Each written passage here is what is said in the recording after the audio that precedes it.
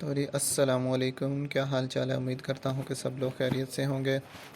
तो लेक्चर 8 में आपको मैं वेलकम करता हूँ। Today we will discuss about operands and operators in C and also on format specifier. तो शुरू करते हैं। तो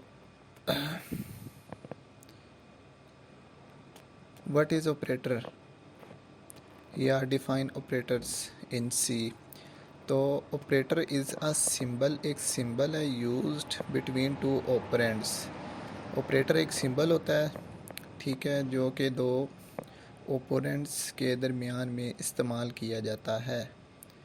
ठीक है, जैसा कि ये मैंने एग्जांपल वन दिया है। ए एक जो है ए प्लस बी, ठीक है जी, यहाँ पे A plus B is equal to C. तो इसके अंदर क्या है कि A and B are opponents and जो प्लस का साइन है ये ऑपरेटर है। ठीक है, हमने डेफिनेशन क्या पढ़ी है, operator is a symbol used between two operands. तो प्लस एक सिंबल है और ये ए और बी जो है वो ओपोनेंट्स हैं। इसी तरह से 10+20 या 20+10 इज इक्वल टू 30 जो है, इसके अंदर जो है ओपोनेंट्स जो हैं वो 10 एंड 20 हैं। ठीक है, 10 एंड 20 हैं ओपोनेंट्स। एंड जो हमारा प्लस है इस इनके दरमियान में यूज़ हुआ ये ऑपरेटर है। इसी तरह से एग्जांपल 3 में आ जाते हैं। एग्जांपल 3 के अंदर क्या है कि A minus B is equal to D है। तो इसके अंदर जो है ए और बी जो है ओपोनेंट्स हैं एंड ऑपरेटर जो है वो माइनस का सिंबल है। ठीक है, ये तो थी इसकी। अब इसके अंदर क्या है कि types of operators in C. C language के अंदर इनके ऑपरेटर्स की टाइप भी हैं। अरेथमेटिक ऑपरेटर होते हैं, ठीक है, फर्स्ट में जो आ जाते हैं। ठीक है, अरेथमेटिक ऑपरेटर्स ये क्या होते हैं, ये होते हैं प्लस होता है, माइनस होता है, मल्टीप्लाई होता है, डिवाइड होता है और मॉडुलस होता है। ठीक है, आपको पता है कि ए प्लस बी ये क्या है कि प्लस जो है हमने यूज़ किया है इसके अंदर सिंबल। तो ये क्या करता है कि दो वैल्यूज़ को जमा कर देता है। ए माइनस बी करेंगे, ठीक है, सब्सट्रैक्शन का जो सिंबल है इसको यूज़ करेंगे तो ये दो वैल्यूज़ को माइनस कर देगा। और इसी तरह से ये दो वैल्यू को मल्टीप्लाई कर देगा। मल्टीप्लाई वाला सिंबल जो है डिवाइड वाला उनके दरमियान में डिवीजन कर देता है। और ये जो मॉडुलस होता है कि ये हमें जो है रिमाइंडर फाइंड करने में मदद देता है। ठीक है, तो रिमाइंडर क्या होता है, मॉडुलस ऑपरेटर को किस तरह यूज़ किया जाता है। तो मॉडुलस ऑपरेटर जो है वो हमें क्या देता है, हमारा रिमाइंडर देता है। जैसे कि अगर मैं 2 और 8 का जो है इनको डिवाइड करूँ, 2 और 8 को, तो जो है ये हमारा 4 आ जाएगा इधर और 8 पे पूरा पूरा डिवाइड हो जाएगा और नीचे ये जो है 0 बच जाएगा। तो ये क्या है हमारा 0 क्या है, रिमाइंडर है हमारा। ठीक है, ये काम होता है असल में जो है ना मॉडुलस ऑपरेटर का। ठीक है, आगे क्या आ जाता है, आगे आ जाता है हमारा इसी तरह से एक और एग्जांपल है। 3 को मैंने 8 पे डिवाइड किया कि 3 1 3 3 2 6। ठीक है, तो ये 6 आ जाएगा यहाँ पे, तो ये नीचे 2 बच गया। ठीक है, तो 2 जो है हमारा रिमाइंडर है। ठीक है, तो ये हमने इस तरह से हमारा जो है मॉडुलस वो काम करता है। ठीक है, मॉडुलस ऑपरेटर जो है इसी तरह काम करता है। और ये 2 जो है हमारा, ये हमारा क्वोशंट होता है जो ऊपर बच जाता है और नीचे ये जो 2 बचा है डिवाइड होने के बाद ये हमारा रिमाइंडर होता है।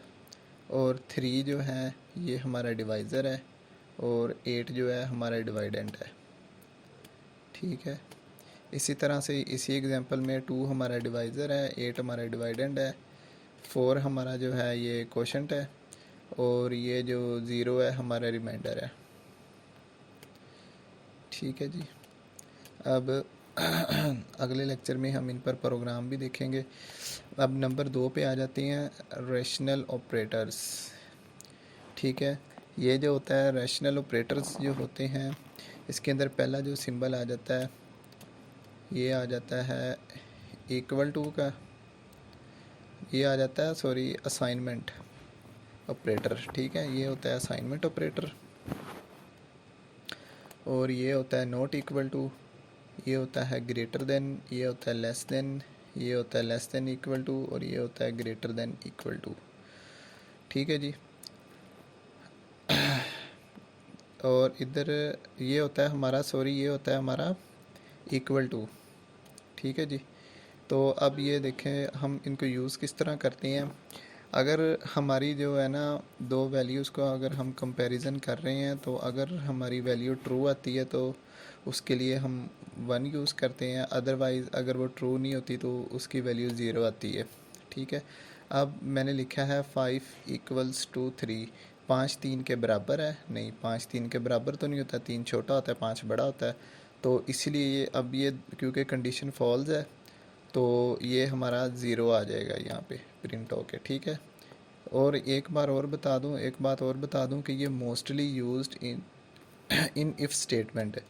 ये जो हमारे रैशनल ऑपरेटर्स होते हैं ये इफ़ कंडीशन में यूज़ होते हैं, ठीक है। अगर मैं लिखूँ यहाँ पे इफ़ करके, तो यहाँ पे अगर मैं इसको ब्रैकेट को क्लोज़ करूँ तो 5 इक्वल टू 3, इस कंडीशन को अब मैं देखूँ तो ये कंडीशन जो है वो फॉल्स हो गई है, तो यहाँ पे 0 में प्रिंट हो जाएगा। अगर मैं लिखूँ 5 नॉट इक्वल टू 3, तो सही बात है, 5 जो है वो बड़ा है, इक्वल टू 3 के बराबर नहीं है, तो ये हमारा क्या हो जाएगा, ट्रू होगा, तो इसके लिए 1 प्रिंट हो जाएगा, ठीक है। 5 बड़ा है 3 से, ग्रेटर द 5 ग्रेटर देन 3, तो ये कंडीशन ट्रू है, तो यहाँ पे 1 प्रिंट हो जाएगा इसके लिए। 5 लेस देन 3, 5 3 से छोटा नहीं होता, तो इसलिए ये हमें यहाँ पे 0 प्रिंट करेगा, ठीक है। 5 लेस देन इक्वल टू 3, 5 3 के बराबर भी नहीं होता, ठीक है, और 3 से छोटा भी नहीं होता, तो ये कंडीशन हमारी क्या है, फॉल्स हो गया, तो यहाँ पे 0 आ जाएगा। 5 ग्रेटर देन इक्वल टू 3, तो यहाँ पे जब हम चेक करेंगे तो 5 3 से बड़ा भी है लेकिन उसके बराबर नहीं है, तो ये कंडीशन क्या है, ये भी फॉल्स हो जाएगी, ठीक है। अब इसके बाद लॉजिकल ऑपरेटर्स इन सी, तो अब हमने पढ़ने हैं लॉजिकल ऑपरेटर्स, तो इसके अंदर एंड आ जाता है, और आ जाता है, नोट आ जाता है, ठीक है जी।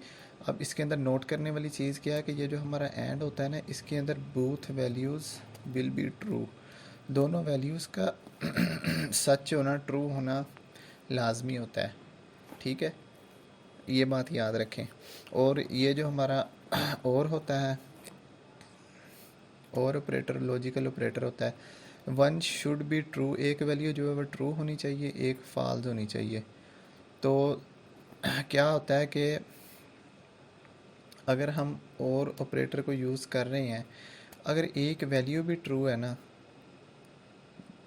ट्रू होता है या फॉल्स होता है, इन दोनों में से एक वैल्यू भी अगर ट्रू है ना तो हमारा आंसर ट्रू आता है, और अगर हमारी एक वैल्यू भी फॉल्स हो जाए तो क्या होता है, एक वैल्यू फॉल्स और एक ट्रू हो तो आंसर ट्रू आता है, अगर बोथ वैल्यूज़ ट्रू हो तो फिर तो ट्रू आना ही है, यानी कि एक वैल्यू का ट्रू होना लाजमी है, ठीक है। जैसे यहाँ पे ये ट्रू है, ये फॉल्स है, लेकिन एक हमें ट्रू मिल गया तो आंसर इसका ट्रू है। अब ये पहली वैल्यू फॉल्स है, दूसरी ट्रू है, तो हमें एक ट्रू मिलना लाजमी है, तो ये हमें ट्रू मिला तो इसका आंसर ट्रू है, ठीक है। अब ये दोनों वैल्यूज़ जो ट्रू हैं तो इसके लिए इसका आंसर ट्रू आएगा, ठीक है जी। और एक होता है हमारा नोट, ये वाला नोट। अब ये नोट क्या करता है कि ट्रू को फॉल्स में कन्वर्ट कर देता है और फॉल्स वैल्यू जो होती है उसको ट्रू में कर देता है, बस ये उलट कर देता है चीज़ों को, ठीक है। अब 4 नंबर पे हमारे जो हैं वो बिटवाइज ऑपरेटर आ जाते हैं। बिटवाइज ऑपरेटर्स क्या आते हैं, डैट वर्क्स ऑन बिट 01 पे काम करते हैं, ठीक है। हम इन पर कोई भी बिट ऑपरेशन जो है अप्लाई कर सकते हैं। Bitwise operators are the operators, ऐसे ऑपरेटर होते हैं यूज़ उनको इस्तेमाल करते हैं to perform the operation on the data at the bit level, ठीक है। तो हम क्या करते हैं कि उनके ऊपर हम बिट लेवल ऑपरेशन जो है हम परफॉर्म कर सकते हैं, ठीक है, बिटवाइज ऑपरेटर जो होते हैं। अब इसके अंदर सबसे पहले एंड को देख लें, वही बात है, इनके अंदर दोनों वैल्यूज़ ट्रू होनी चाहिए, तो हमारा आंसर ट्रू आएगा। और ये और ऑपरेटर आ गया, और के अंदर क्या है, one value should be true, एक वैल्यू का ट्रू होना लाजमी है। अब नोट आ गया, नोट क्या करता है, ट्रू वैल्यू को फॉल्स कर देता है एंड फॉल्स को ट्रू में कर देता है कन्वर्ट। ठीक है, और इसके बाद आ जाता है हमारा एक्सक्लूसिव और one is false and one is true. अब इसके अंदर क्या होता है कि हमें जो है ना, एक वैल्यू हमारी फॉल्स होनी चाहिए, गलत होनी चाहिए, एक वैल्यू हमारी ठीक होनी चाहिए। ठीक है, एक कंडीशन फॉल्स हो, एक ट्रू हो, तो हमारा आंसर क्या आता है, ट्रू आता है, फिर अदरवाइज़ फॉल्स आता है। अब इनके ऊपर हम जो है ये बिटवाइज ऑपरेशन जो है वो अप्लाई करते हैं। ये हमारा सिंपली एक है, एक हमारा बी वैल्यू है। ठीक है, ये जो ए है इसको बनाने का तरीका क्या है, पहले हमने इसको ज़ीरो ज़ीरो कर दिया है। ठीक है, फिर इसको वन वन कर देना है। ठीक है, फिर ये बी है हमारा, बी से आगे काम स्टार्ट होगा, इसको ज़ीरो कर देना है, फिर इसकी अगली वैल्यू को वन कर देना है, फिर ज़ीरो, फिर वन। ठीक है, आगे हम सबसे पहले ए और बी ये जो है इनका हम पहले फाइंड करेंगे ए नॉट, फिर फाइंड करेंगे बी नॉट। ठीक है, तो हमने क्या पढ़ा था, सबसे पहले हम ए को देखते हैं। ए के अंदर क्या हमने क्या देखा था कि अगर ट्रू हो तो उसको फॉल्स कर दे, अगर फॉल्स हो तो उसको ट्रू कर दे। अगर वैल्यू हमारी ए के अंदर ज़ीरो होगी तो अगर हम इसका नोट फाइंड करेंगे तो वो उसको वन कर देगा, अगर वन होगी तो वो इसको ज़ीरो कर देगा। तो आए देखते हैं, ये सबसे पहले वैल्यू क्या है, ज़ीरो है, तो ये क्या करता है, ज़ीरो को उलट करके वन कर देगा। ठीक है जी, तो अब ये यहाँ पे क्या होगा कि ये इसको इसने वन कर दिया है।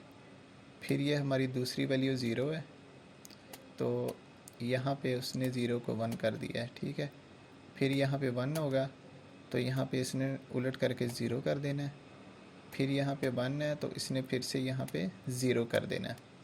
अब इसी तरह बी का नोट फाइंड कर लेते हैं। यहाँ पे ज़ीरो होगा तो यहाँ पे वन कर देगा, यहाँ पे वन होगा तो यहाँ पे ज़ीरो कर देगा, यहाँ पे ज़ीरो है तो यहाँ पे वन हो जाएगा, उलट हो रहा काम, और यहाँ पे वन है तो यहाँ पे ज़ीरो कर देगा। ठीक है, अब हमने जैसा कि अब हमने ए और बी का एंड फाइंड करना है।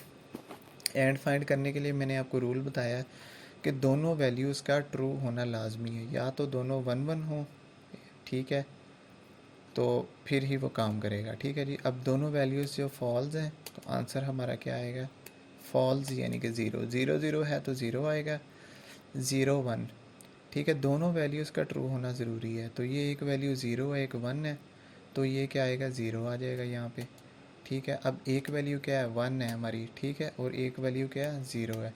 अब दोनों वन वन होंगी तो आंसर हमारा वन आएगा, तो यहाँ पे अब जो है ज़ीरो आएगा answer.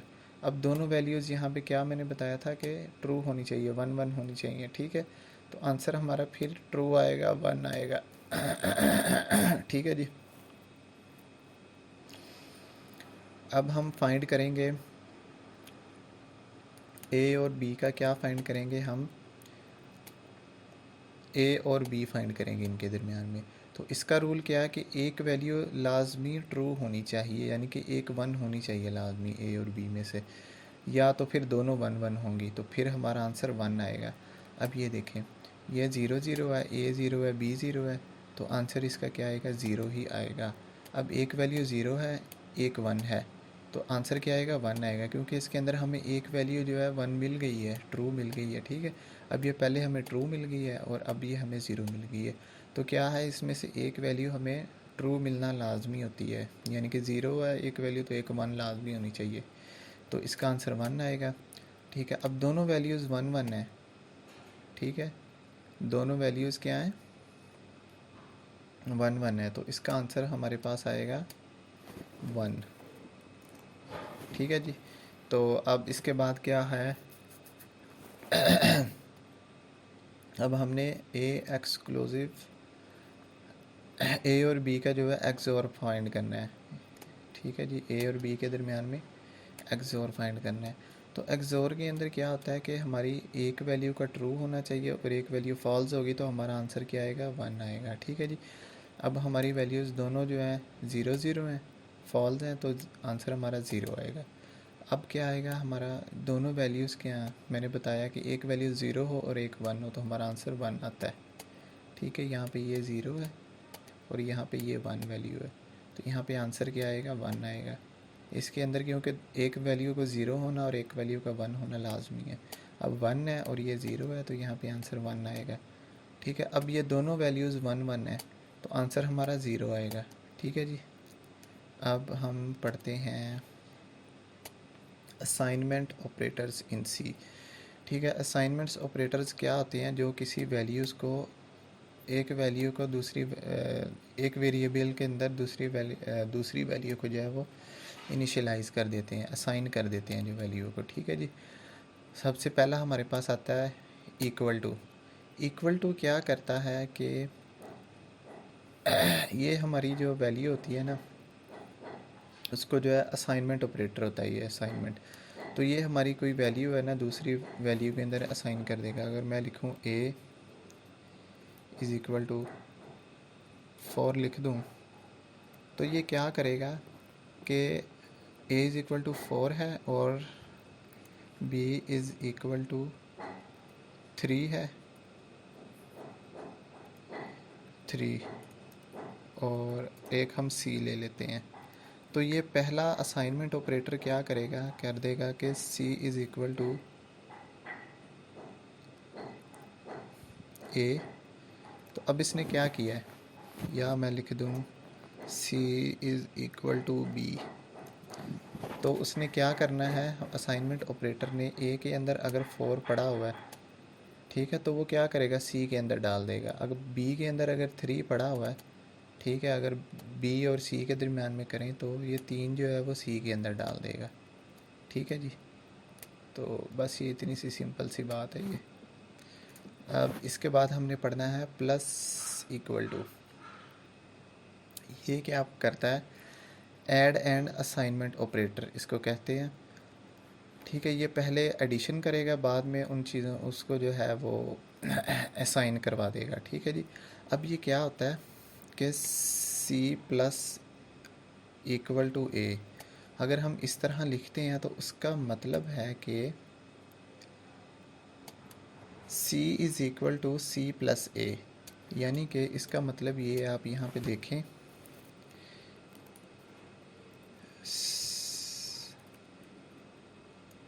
c plus equal to a, ये किसके बराबर होता है, ये होता है c equal to c plus a। अब ये क्या करेगा, मान लो कि a के अंदर 5 पड़ा है और c के अंदर 3 पड़ा है, तो ये क्या करेगा, पहले इनके दरमियान में एडिशन करेगा। ठीक है जी। पहले ये क्या करेगा, 5 जमा 3 8 करेगा, फिर उसको c के अंदर स्टोर करवा देगा, c के अंदर उस वैल्यू को स्टोर करवा देगा। अब c के अंदर क्या आ जाएगा, 8 आ जाएगा। ठीक है जी। अब अगला हमारा आता है इसी तरह से subtract and assignment operator, subtract and assignment. ठीक है जी। तो इसके अंदर क्या करता है, सबसे पहले ये क्या करेगा, माइनस करेगा। ये देखिए माइनस पहले आ रहा है ना, तो सबसे पहले उसने सब्सट्रैक्शन करनी है, फिर उसको असाइन कर देना है। ठीक है। अब c minus equal to a अगर हम लिखें यहाँ पे, ये वैल्यू अगर इस तरह लिखें हमने, ठीक है जी, तो सब्सट्रैक्ट एंड असाइनमेंट a, तो ये इक्वल टू होता है c is equal to c minus a, यानी कि ये पहले कोई भी वैल्यूज़ होंगी c और a की, उनको पहले माइनस करेगा, फिर c के अंदर असाइन कर देगा। इसी तरह से ये हमारा मल्टीप्लाई एंड असाइन वाला है। ठीक है, तो ये क्या करेगा, सबसे पहले मल्टीप्लाई करेगा दो वैल्यूज़ को, फिर उसको असाइन कर देगा। ठीक है जी। अब है हमारा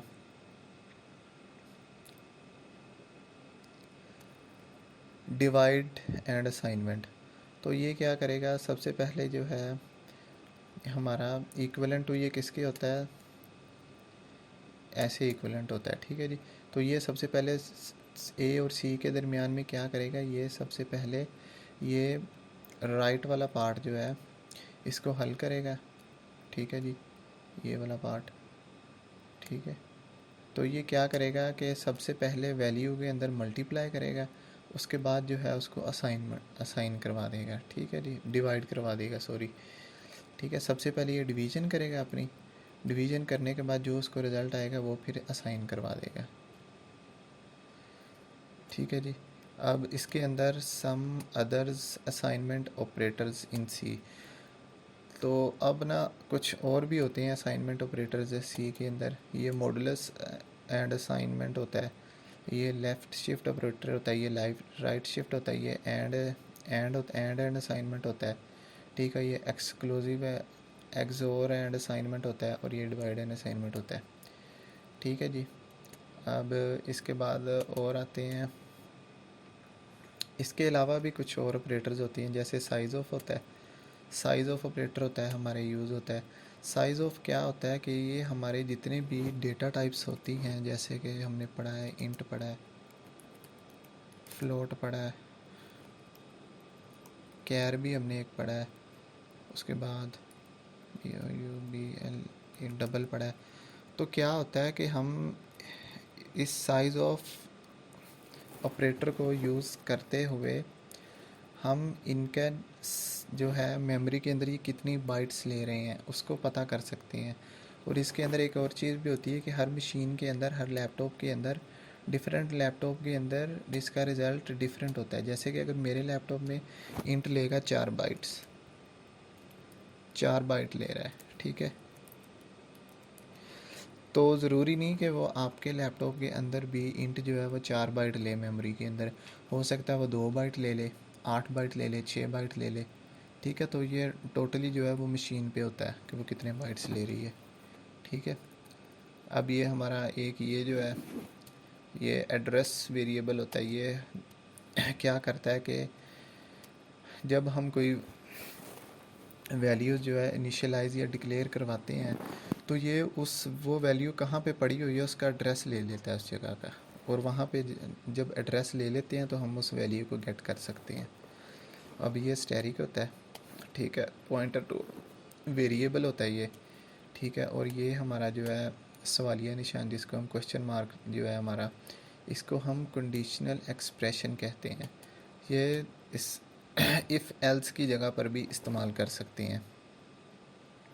हम आगे जाके पढ़ेंगे कि हम इफ़ पढ़ेंगे, एल्स पढ़ेंगे, ठीक है, इफ़ एल्स वगैरह पढ़ेंगे तो, लेकिन उसकी जगह पे हम सेम काम इस ऑपरेटर से भी करवा सकते हैं, ठीक है जी। अब उसके बाद क्या है, ऑपरेटर प्रेसिडेंस इन सी, ठीक है।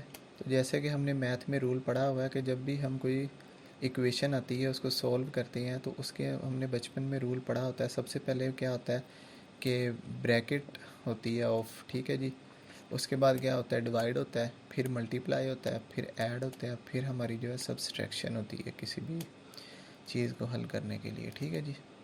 तो उसी रूल को फॉलो करते हुए ही हमारा जो कंपाइलर है वो वैल्यूज़ को हल करता है।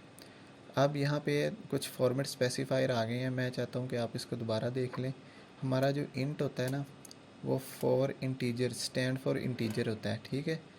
आई एन टी, इंट का मतलब इंटीजर होता है, इंटीजर वैल्यू, उसका मतलब होता है 1 2 3 4 अप टू 100 जितनी भी हमारी जो है ये गिनती आ जाती है, ठीक है, वो आ जाती है इंट के अंदर। और जब हम इंट यूज़ करते हैं तो उसके साथ हम फॉर्मेट स्पेसिफायर डी यूज़ करते हैं, ठीक है जी, इस तरह। अब हमारा एक कैर आ जाता है, ठीक है।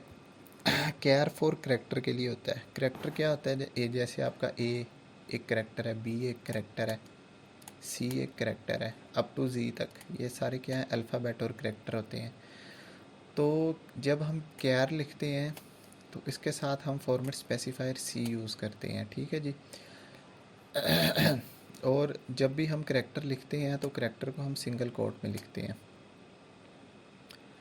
अब फ्लोट फॉर एवेल्यूएटिंग पॉइंटर्स, जब और आगे हमारा क्या आ जाता है, फ्लोट हम यूज़ करते हैं, ठीक है, डाटा टाइप है। फ्लोट के किस लिए यूज़ होता है, फॉर फ्लोटिंग पॉइंट वैल्यूज़। जो हमारी इशारिये वाली वैल्यूज़ होती है, जब हम अपने प्रोग्राम में इनको यूज़ करना चाहते हैं तो उसके साथ हम फ्लोट इस्तेमाल करते हैं और फॉर्मेट स्पेसिफायर एफ लगाएंगे उसके साथ। ठीक है जी। अब आगे आ जाता है डबल। डबल भी हमारी डेटा टाइप है, आल्सो फॉर फ्लोटिंग पॉइंट। ये भी फ्लोटिंग पॉइंट वैल्यूज़ के लिए होती है और इसके लिए हम format specifier L F use करते हैं। ठीक है जी। अब हमारी स्ट्रिंग होती है। स्ट्रिंग क्या आती है कि कॉम्बिनेशन ऑफ करैक्टर्स होती है। जैसे कि इसको हम डबल कोट्स के अंदर लिखते हैं और इसको हम फॉर्मेट स्पेसिफायर एस से जो है वो शो करते हैं, इसके लिए यूज़ करते हैं। एक लॉन्ग होती है हमारी डेटा टाइप और उसके लिए हम क्या यूज़ करते हैं, एल यूज़ करते हैं। ठीक है जी।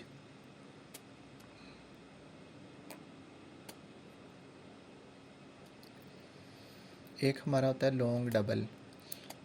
ठीक है, और उसके लिए आपको याद बस करना है, आपको पता होना चाहिए कि format specifier L F use करते हैं।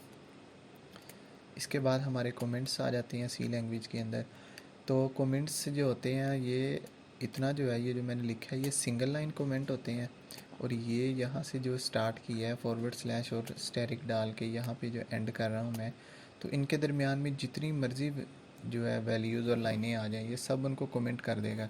तो कमेंट्स क्या होता है कि जब हम अपना प्रोग्राम लिखते हैं तो उसके अंदर हम चाहते हैं कि हमारा प्रोग्राम कुछ लाइंस को रीड ना करे, कंपाइल ना करे, उनको ट्रांसलेट ना कर सके। ठीक है, तो हम उन लाइनों को कमेंट कर देते हैं। ठीक है, जो कि हम ह्यूमन तो पढ़ सकते हैं लेकिन हमारा कंपाइलर और जो ट्रांसलेटर होता है, हमारा कंपाइलर असल में ट्रांसलेटर ही होता है ना, वो हमारी जो कोड होता है उसको ट्रांसलेट कर रहा होता है, रीड कर रहा होता है उसको, तो वो उन लाइनों को नहीं चलाएगा। ठीक है, जो कमेंट हुई होंगी। तो आज के लेक्चर के लिए इतना ही। तो आगे हम क्या देखेंगे, आगे हम अगले लेक्चर्स में हम प्रिंट एफ स्कैन एफ का यूज़ करेंगे।